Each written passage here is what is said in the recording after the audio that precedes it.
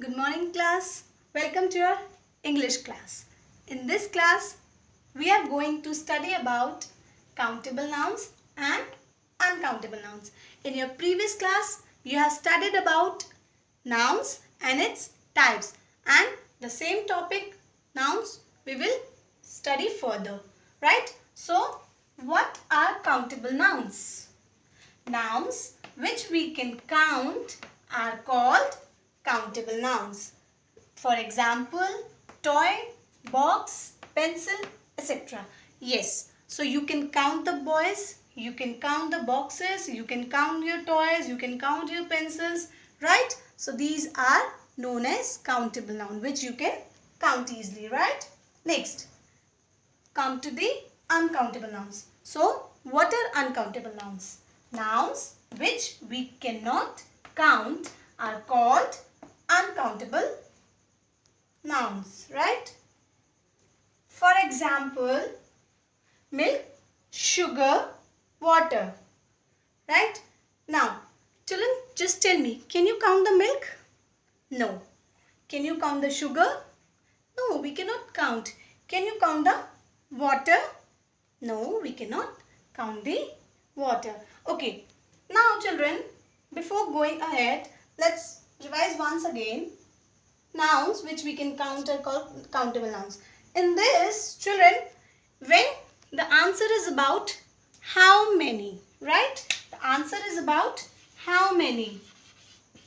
When we ask a question like toys, so how many toys do you have? How many boxes do you have? How many pencils do you have? Okay, in uncountable nouns, the question arises how much, right? How much? Children, we cannot count, but we can estimate, means we can measure it. We measure the uncountable nouns.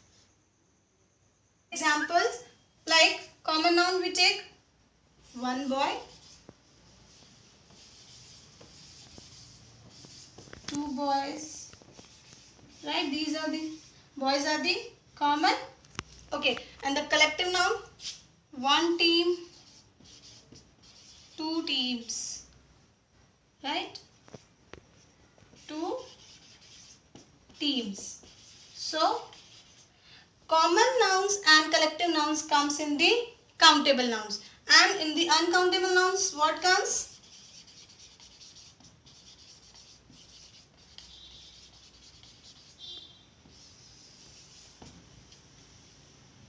Proper noun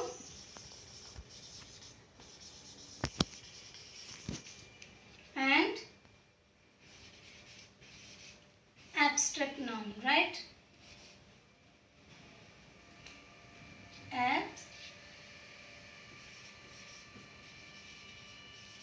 Abstract nouns and material nouns also. If you have studied material nouns and material nouns.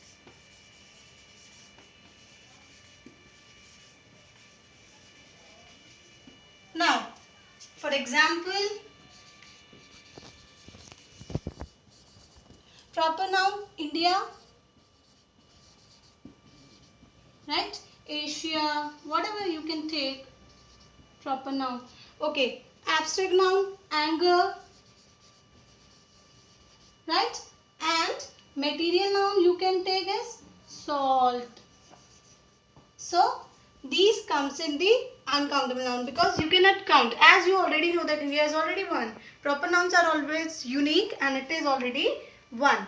And anger, can you count the anger?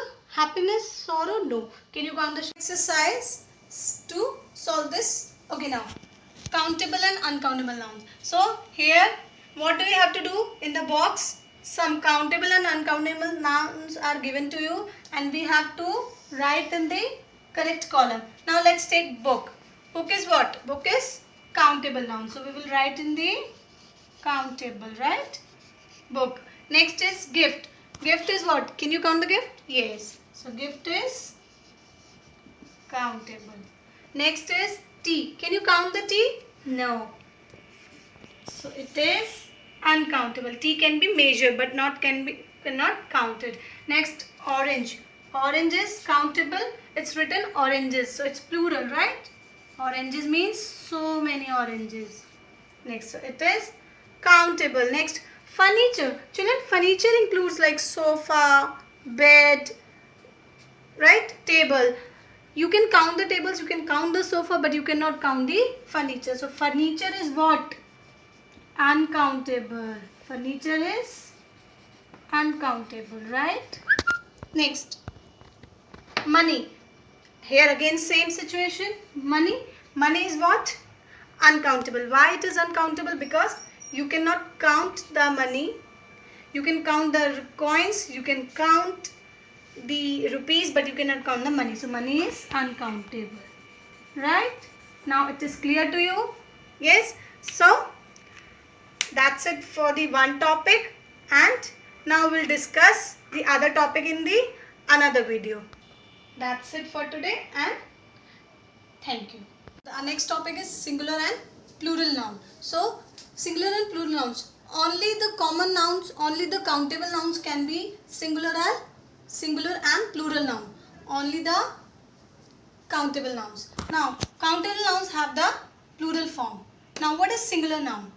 Nouns that are one in number are called singular nouns. Like the nouns which is only one in number, like toy, uncle, class. These are only one toy, one uncle, one class.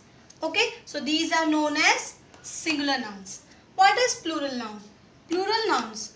Nouns that are more than one in number are called plural nouns. So example, toy was one. When we talk about more than one, it is toys. Okay, uncles, classes. So these are more than one. Okay class, our next topic is singular and plural noun, right? Singular and plural nouns. Now, how to make the nouns in the plural form, right? Formation of plurals. How to make in the plurals. Now, the plurals are generally formed by adding s, es, ies to the final position of the noun. To the final position of the noun means at the end of the noun. Now, let's take examples like when we add s to the singular noun to make it plural. Okay, we use s at the end of the final position of the noun, like boy. So when we add s here, it becomes boys. Plural means one boy, many boys. School, s, one school.